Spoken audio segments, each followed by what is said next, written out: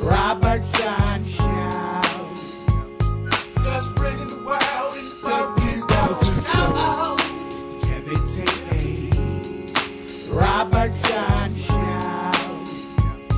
Said bringing the world in focus. See, I'll be the one and only KEV. The one and only Russell Simmons. Russell, what's going on with you, baby? How you feeling, man? My pleasure. Great. Hey, listen, what brings you out to support the series and Historical Black College at Howard University? It's, the shared knowledge. I mean, you move around all these years as I have, then you learn some things. And, some things you already knew, but you had experiences that prove them true. And so when you can share it with young people, it's a blessing, so that's why I do it. Emmy award-winning producer and author of Innocent Spouse, the one and only Carol Ross Joint. Miss Joint, how are you? Kevin, nice to meet you. Very nice to meet you as well. Glad to have you on the set. I'm so happy. I like your set. Oh, absolutely. Hey, listen, we can set up anywhere. That's a great thing about it. Thank you so much for the compliment.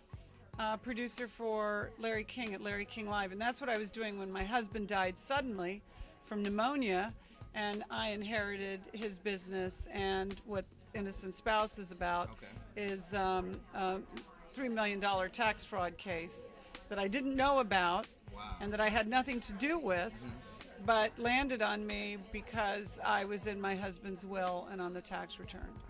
So this story begins with Howard's death and ends about 12 years later when I was finally able to get free of his bankrupt business and close it, Nathan's. Your time. One last question before I leave. What impression from Innocent Spouse do you want to leave with everybody when they read it? What do you want us to take away from this powerful book? That you don't always know your spouse as well as you think you do. Doesn't mean you don't love him or her, but you might need to have a little more information. That person has been sleeping next to you for year after year after year, could be a little bit of a stranger. And I think the bigger message that I'd like people to have is that you can get through it, whatever it is. Well, Carol, thank you for your time. Yes. Love you so much. Thank you so much. First interviewer to kiss my I am honored to have on the show with me today the one and only Dan Rather. Mr. Rather, how are you today, sir? Great. I could use some motivation. Lay it on me. Hall of Fame coach John Thompson. Coach, how are you? Very nice. Oh, man, I am proud to have on the show with me the one and only Larry, the Cable Guy. Larry, what's going on with you, man? I tell you what, you're going to give me a heart attack watching you talk. Slow down a little bit. You're like an auctioneer up here. That's right. Energy, man. Energy, baby. You can do that. That's how good you are. What do you think the first step is to improve financial literacy? I think you got to start early, and you got to go often. So, I mean, I know the mayor of the District of Columbia is committed to financial literacy, and I think implementing a program in schools, starting with elementary school, working through middle and high school, making financial literacy a basic course that has to be mastered. And at Morton's, the one and only, ladies and gentlemen, Mr. David Falk. David Knight, leading focus expert, here with the one and only James Brown. We are celebrating something very special today.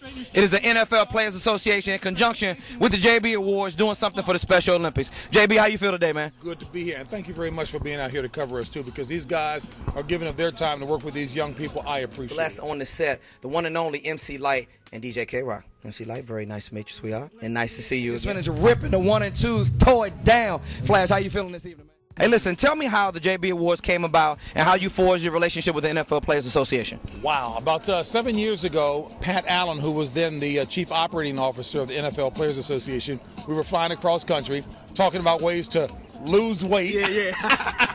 And so she had asked me if I would get involved because they were trying to raise the profile of it, more importantly, to raise money for these kids here. I was humbled, quite frankly, Kevin, that she would want me to do it, and that's how it got started, and it's grown each year, and I'm truly humbled that the players we recognize show up so that we can raise some funds for these Special Olympians. Thank you. How much focus have you had in your career to achieve your success? Well, focus has been one of the keys, to be quite honest with you. I'm lucky. I dreamed as a child of being a reporter. I didn't think about television, and it's always been my abiding dream. I got to adolescence, young adulthood, and adulthood. I think of it as a navigational star. I keep my eye on that star, sort of focused on that star. Wow. And any time that I begin doing something kind of varying from that, I think about my navigational star. The other thing is very early in my career, when I'd say 18 through about 24, I used to carry in my pocket just a card that had written on it, is what you're doing now helping you to achieve your dream? Wow. Just a motivational thing for me. It's a great affirmation. So, you know, I have it in my pocket, and once in a while I pull it out, and I'd say, you know, this is not helping me achieve my dream. Wow. So I'd get on something else. Here with the one and only Charles S. Dutton. How are you, sir? I'm good, man. Yeah, man. Good. Glad to have you coming out. Thank Hey, listen, we both have something in common. We both used to be incarcerated. And we changed our lives around. What words of encouragement would you have for a young person to stay focused on their goals and their dreams despite the fact of them being in that situation?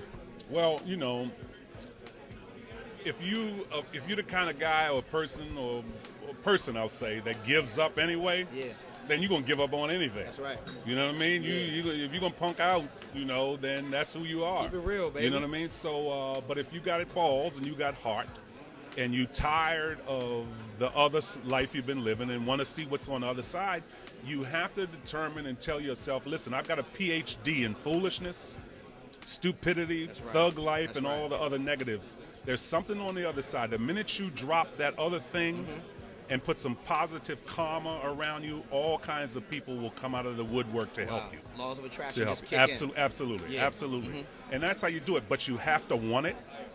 It ain't going to fall out of the sky. That's right. You got to have perseverance and discipline, the same kind of discipline you had in a negative life. Yes, sir. You got to redirect that in the positive. And if you stay with perseverance and discipline and don't let, I've got a criminal record, I've got an incarceration record, stand in your way through employment or anything else. Kick the door in, don't knock on it, kick it down. Robertson shout. Just bringing the wild and funky stuff out. It's the Kevin T. Robertson shout.